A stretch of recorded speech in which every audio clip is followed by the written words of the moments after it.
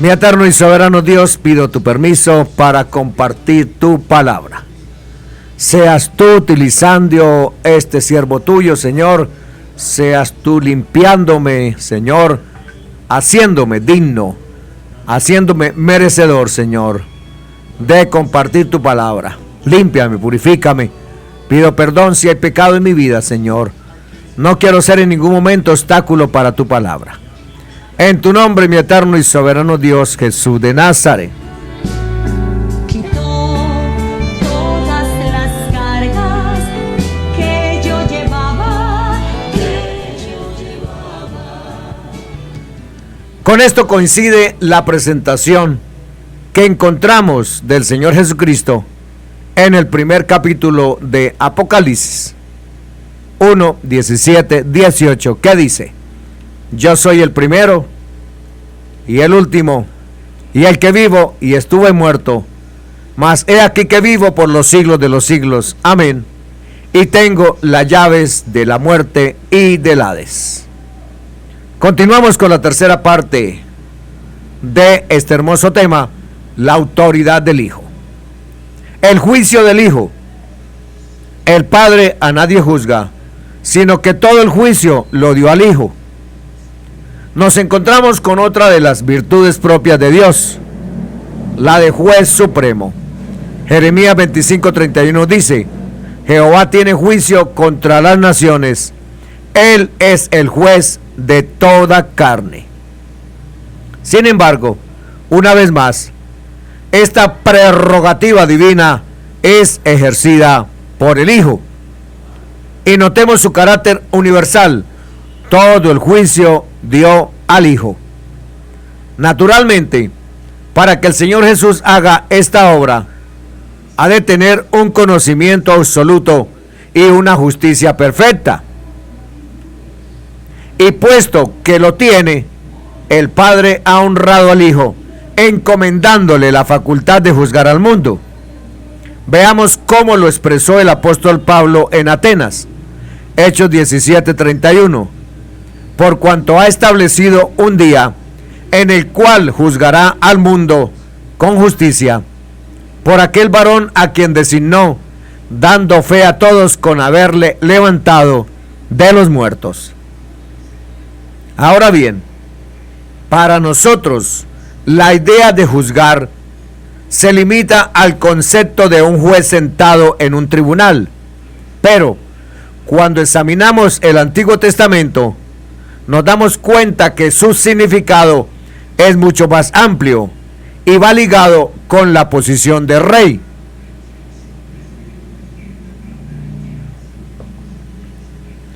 Veamos cómo el salmista asocia los dos conceptos de juez y rey en Dios. Salmo 96:10. Decid entre las naciones, Jehová reina. También afirmó el mundo, no será conmovido, juzgará a los pueblos en justicia. Salmo 98:4-9. Cantad alegres a Jehová, toda la tierra, levantad la voz y aplaudid y cantad salmos. Cantad salmos a Jehová con arpa y con voz de cántico. Aclamad con trompetas y sonidos de bocina delante del Rey Jehová. Brame el mar y su plenitud, el mundo y los que en él habitan. Los ríos batan las manos, los montes todos hagan regocijo delante de Jehová, porque vino a juzgar la tierra. Juzgará al mundo con justicia y a los pueblos con rectitud. Por tanto, el Hijo no solo es el juez de toda la tierra, sino también su Rey Supremo. El Padre le ha dado este honor, para que todos honren al Hijo como honran al Padre. Aquí se nos explica la razón por la que el Padre ha entregado todo el juicio en las manos del Hijo. Y se añade algo muy importante que los judíos que le escuchaban en aquel momento no querían aceptar. El que no honra al Hijo, no honra al Padre que le envió. Ellos pretendían honrar a Dios al mismo tiempo que rechazaban y querían dar muerte a su hijo. Y esto era inadmisible, no se podía validar. Ahora bien, observemos que la forma en la que debemos honrar al Hijo es la misma en la que honramos al Padre. Esto sería una barbaridad si el Hijo no fuera igual al Padre. Y podemos imaginar la reacción de los judíos al escuchar sus declaraciones. Ellos habían aprendido por las Escrituras del Antiguo Testamento que solo Dios debe ser adorado y que Él no da su honra a otro. Isaías 48:11. Por tanto, una vez más, la única conclusión posible es que el Hijo es realmente Dios, manifestado en carne. No Dios el Hijo, sino el verdadero Dios y la vida eterna. Primera de Juan 5:20. Juan 1:50-51. Respondió el Señor Jesús y le dijo: porque te dije, te vi debajo de la higuera, ¿crees? Cosas mayores que estas verás. Y le dijo: de cierto os digo, de aquí en adelante veréis al cielo abierto y a los ángeles de Dios que suben y descienden sobre el Hijo del Hombre. Romanos 9:5. ¿De quiénes son los patriarcas? Y de los cuales según la carne vino Cristo, el cual es Dios sobre todas las cosas, bendito por los siglos. Amén. Así que el Padre quiere que se conceda al Hijo la misma adoración que Él recibe, puesto que no existe desigualdad ni coigualdad ninguna, ya que no son dos, sino uno son. Y así lo entienden también todos los seres celestiales que están alrededor del trono de Dios y le rinden su adoración. Hebreos 1:5-14. Porque ¿a cuál de los ángeles dijo Dios jamás: mi hijo eres tú, yo te he engendrado hoy? Y otra vez: yo seré a él padre y él me será a mí hijo. Y otra vez, cuando introduce al primogénito en el mundo, dice: adórenle todos los ángeles de Dios. Ciertamente de los ángeles dice: el que hace a sus ángeles espíritus y a sus ministros llama de fuego. Mas del Hijo dice: tu trono, oh Dios, por el siglo del siglo, cetro de equidad es el cetro de tu reino. Has amado la justicia y aborrecido la maldad, por lo cual te ungió Dios, el Dios tuyo, con óleo de alegría más que a tus compañeros. Y tú, oh Señor, en el principio fundaste la tierra y los cielos son obra de tus manos. Ellos perecerán, mas tú permaneces, y todos ellos se envejecerán como una vestidura, y como un vestido los envolverás, y serán mudados. Pero tú eres el mismo, y tus años no acabarán. Pues, ¿a cuál de los ángeles dijo Dios jamás: siéntate a mi diestra, hasta que ponga a tus enemigos por estrado de tus pies?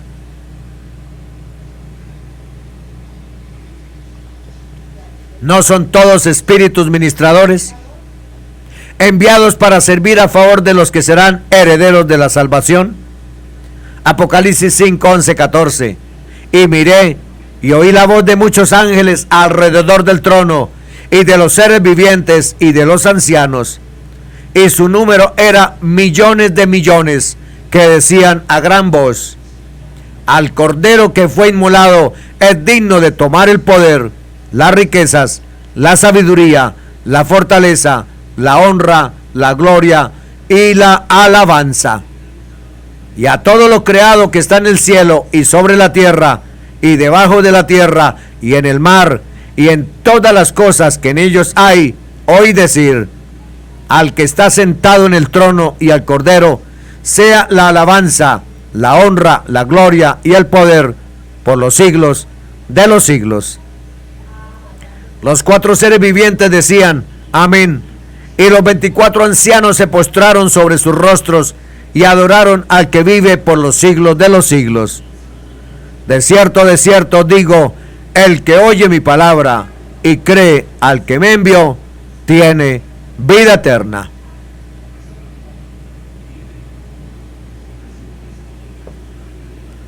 Sobre la base de la dignidad y autoridad que el Hijo tiene, su palabra debe ser oída y aceptada como divina. Él también es aquel profeta que Dios había anunciado por medio de Moisés y al que se debía oír para vivir. Deuteronomio 18, 18, 19. Profeta le levantaré de en medio de mis hermanos como tú, y pondré mis palabras en su boca, y él les hablará todo lo que yo le mandare. Mas a cualquiera que no oyere mis palabras, que él hablare en mi nombre, yo le pediré cuenta. Ahora bien, oír la palabra del Señor Jesús significa no solo escucharla, sino también recibirla como palabra de Dios, creerla y obedecerla. Solo esa forma de oír es la que trae salvación eterna al hombre. Apocalipsis 19:10. Entonces caí a sus pies para adorarle, y me dijo: no hagas eso, yo soy consiervo tuyo y de tus hermanos que poseen el testimonio de Jesús. Adora a Dios. Pues el testimonio de Jesús es el espíritu de la profecía. Por supuesto, además de oír y creer al Hijo, hay que creer en el que le envió. Eso significa, una vez más, que no se puede separar la fe en el Hijo de Dios de la fe en aquel que le envió. Y no vendrá a condenación, mas ha pasado de muerte a vida. La vida eterna que Cristo ofrece a los que creen en Él comienza ahora, en el momento presente. Fijémonos que Él no dijo tendrá vida eterna, sino que tiene vida eterna. Y ahora añade que este estado es permanente e irreversible, y no vendrá a condenación, mas ha pasado de muerte a vida.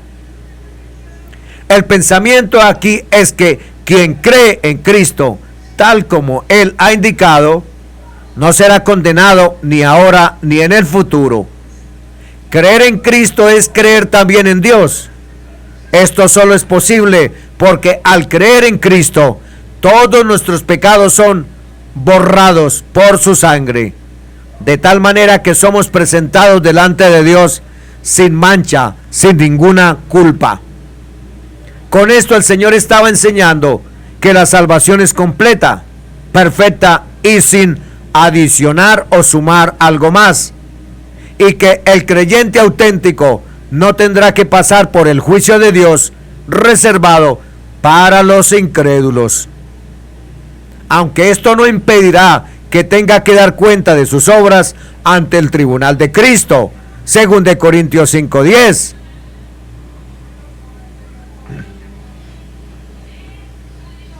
Esto último no será para decidir si realmente será salvo o no, sino con el propósito de recibir galardones o recompensas si sus obras así lo merecieren.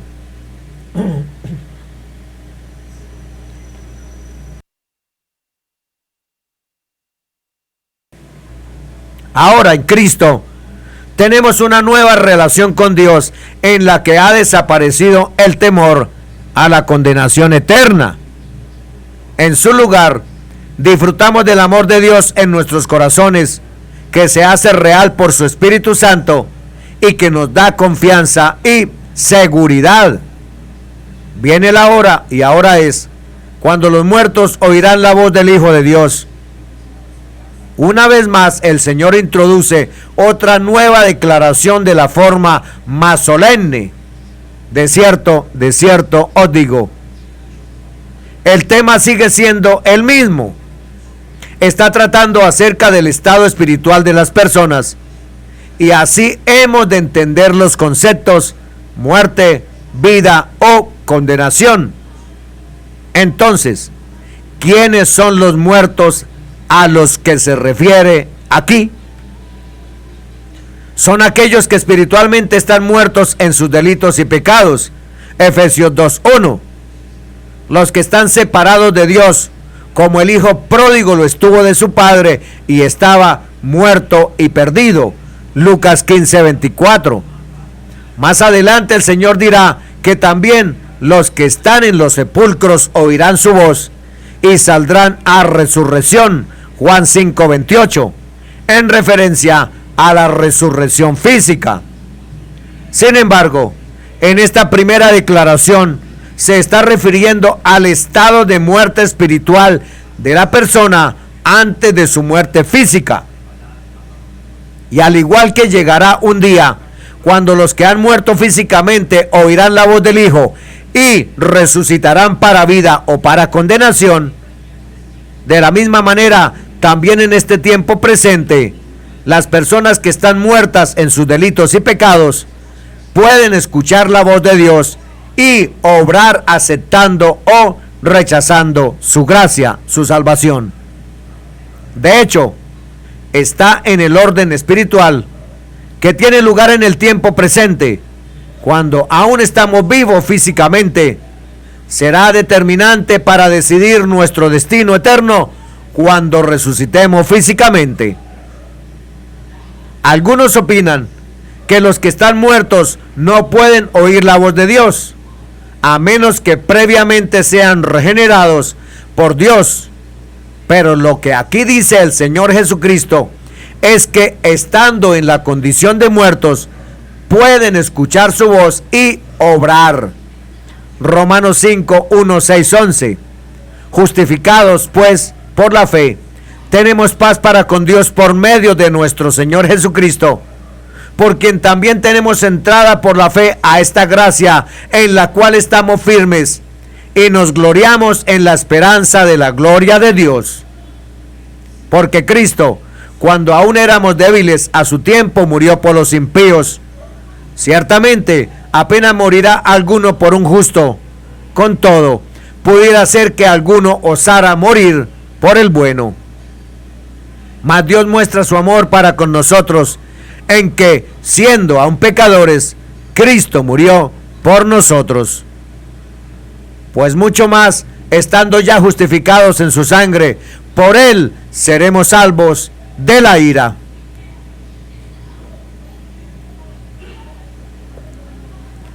Porque si siendo enemigos fuimos reconciliados con Dios por la muerte de su Hijo, mucho más estando reconciliados seremos salvos por la vida.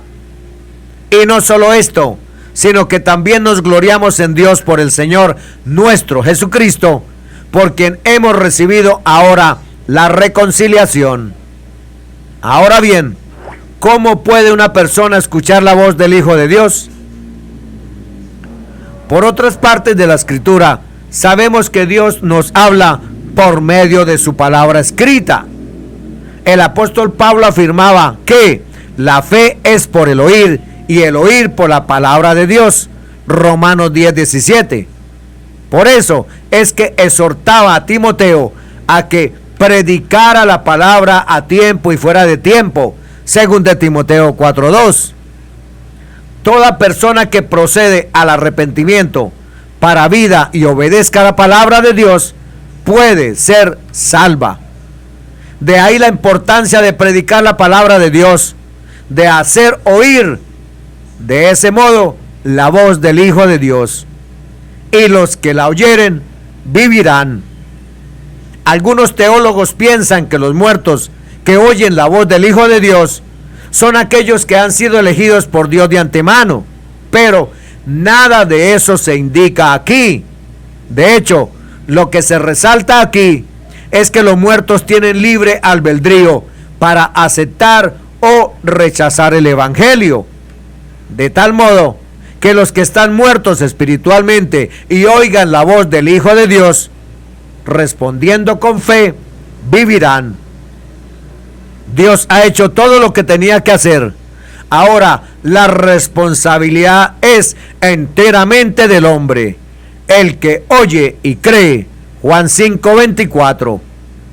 Como el Padre tiene vida en sí mismo, así también ha dado al Hijo tener vida en sí mismo. El Padre es la única fuente de vida eterna, pero ha concedido al Hijo dar vida. No hemos de suponer que el Padre ha dado esa vida eterna al Hijo, de la misma manera que se la ha otorgado al resto de sus criaturas. El Hijo es el verbo de vida, la vida eterna que estaba con el Padre y se manifestó. Y no ha tenido un comienzo como todas sus criaturas. Lo que quiere decir es que Cristo, antes de todas las cosas, era el verbo de vida, era con Dios. Y como la vida eterna estaba con Dios y se manifestó, respecto a la redención del hombre, vimos que Dios desnudó su brazo para que todas las naciones vieran la salvación del Dios nuestro. Isaías 52, 10, 12. De tal manera que Cristo es poder y sabiduría de Dios, en quien están reunidas todas las cosas y las riquezas plenas de sabiduría y del entendimiento, para que en todo tenga preeminencia. Colosenses 1, 15, 18, Colosenses 2, 2, 3, Primera de Juan 1, 1, 2. Y también le dio autoridad de hacer juicio por cuanto es el Hijo del Hombre. Anteriormente había dicho que el Padre a nadie juzga, sino que todo el juicio dio al Hijo, para que todos honren al Hijo como honran al Padre. Por tanto, allí vimos que el propósito de Dios al dar todo el juicio al Hijo era para que todos le honren como honran al Padre. Ahora nos va a explicar la razón por la que le dio esta autoridad de hacer juicio: por cuanto es el Hijo del Hombre. El título Hijo del Hombre aparece en forma profética en el libro del profeta Daniel y fue usado con mucha frecuencia por el Señor Jesucristo. En cierto sentido, servía para enfatizar su naturaleza humana real y perfecta, pero también era un título mesiánico que anunciaba su suprema autoridad sobre los hombres. Veamos la referencia en el profeta Daniel. Daniel 7, 13, 14. Miraba yo en la visión de la noche, y aquí con la nube del cielo venía uno como un hijo de hombre, que vino hasta el anciano de días y le hicieron acercarse en delante de él. Y le fue dado dominio, gloria y reino, para que todos los pueblos, naciones y lenguas le sirvieran. Su dominio es dominio eterno, que nunca pasará, y su reino uno, que no será destruido. La autoridad del Hijo para hacer juicio está relacionada con su título de Hijo del Hombre. Como Mesías le pertenece la decisión final en cuanto a los destinos del hombre, y como hombre perfecto participa de la semejanza de carne de pecado, pero sin pecado, de los que han de ser juzgados, y en función de esto está capacitado para ejercer la función del Hijo. La función del Hijo. En todo caso, es importante subrayar que el mismo que vendrá a ejecutar el juicio es el mismo que vino a salvar a los hombres mediante su muerte en la cruz del Calvario.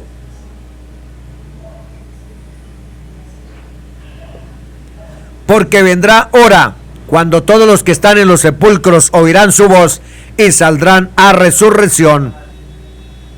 Inmediatamente después de hablar del juicio de los hombres, pasa a hablar de la resurrección. Ambos son dos sucesos de los últimos tiempos relacionados entre sí y que el Hijo lleva a cabo. Tal como dijo el Señor, esto tiene que ver con el futuro. Vendrá hora. En ese momento, todos los que están en los sepulcros, sin excepción alguna, resucitarán. Ninguno podrá desobedecer a esta cita. Cuando Cristo los llame a su tribunal, los hombres se tendrán que presentar a rendir cuentas de sus decisiones mientras estaban en el cuerpo. Porque la muerte no es el fin de la vida del hombre, ni tampoco desaparece con ella toda la responsabilidad por lo que antes hayamos hecho.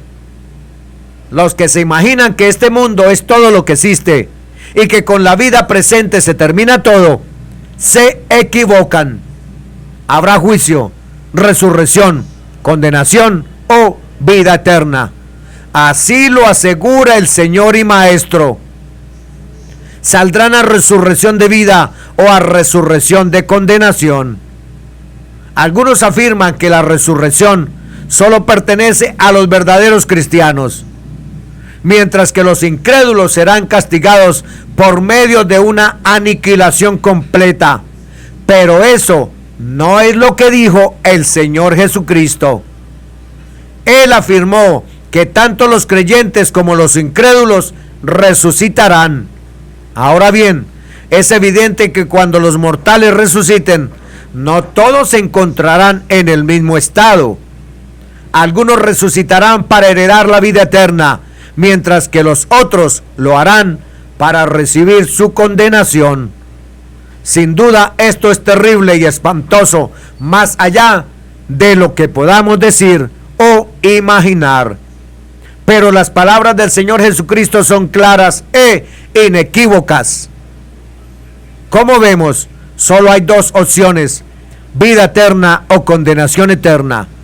Ahora bien, ¿en función de qué se decide nuestro destino eterno? El Señor Jesucristo dijo lo siguiente: los que hicieron lo bueno saldrán a resurrección de vida, mas los que hicieron lo malo a resurrección de condenación. A primera vista, podríamos pensar que lo que está enseñando es que la salvación se alcanza haciendo buenas obras, pero esto no es lo que ha dicho hace un momento. Recordemos que él había dicho que las condiciones para tener la vida eterna son oír la palabra y creer en el que le envió. Juan 5:24. Además, el hombre está muerto en sus delitos y pecados, sin que pueda hacer ninguna obra para salvarse a sí mismo. Entonces, tal vez debemos preguntarnos a qué se refería el Señor al mencionar los buenos, y la respuesta nos la proporciona él mismo. Cuando los judíos le preguntaron ¿qué debemos hacer para poner en práctica las obras de Dios?, el Señor contestó: esta es la obra de Dios, que creáis en el que a él ha enviado. Juan 6:28-29. Y de la misma manera también explicó cuáles son las malas obras que traen la condenación. Y esta es la condenación: que la luz vino al mundo y los hombres amaron más las tinieblas que la luz, porque sus obras eran malas. Juan 3:19. Aclaramos, por tanto, que los hombres serán juzgados según la actitud que adopten hacia el Señor. Y esto se aplica en primer lugar a aquellos judíos que le escuchaban buscando la forma de matarlo, pero también a todas las demás personas que, aunque no tienen estos deseos criminales en su corazón, sin embargo, lo ignoran, no le aman y tampoco le honran como su Dios y Creador. También hay que aclarar que, aunque las buenas obras no son la causa de la salvación, sin embargo, sí que deben ser su efecto.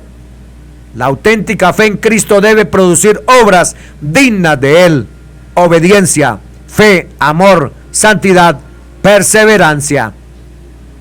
Tan importantes son que podemos ver la fe o la ausencia de ella por la conducta de la persona. El Señor dijo que por sus frutos los conoceréis. Y Santiago afirmó que la fe sin obras está muerta. Es necesario por eso conocer al Señor Jesucristo para creer en certidumbre de fe y no colocar una confianza en un Dios imaginado por el hombre. Esa es la importancia de obrar conforme a la medida de fe recibida. Amén. Bendiciones para todos, en el nombre que es sobre todo nombre, Jesús de Nazaret.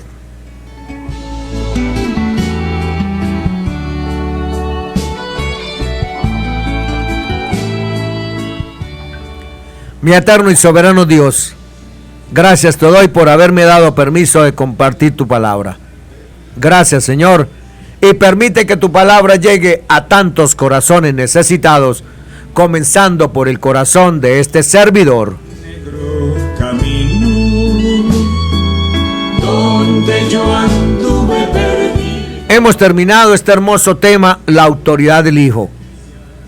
Este video y los dos anteriores quedarán en nuestro canal de YouTube.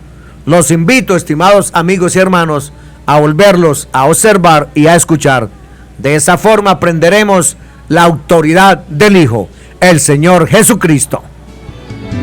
Canto de mi alabanza para el Cordero Santo.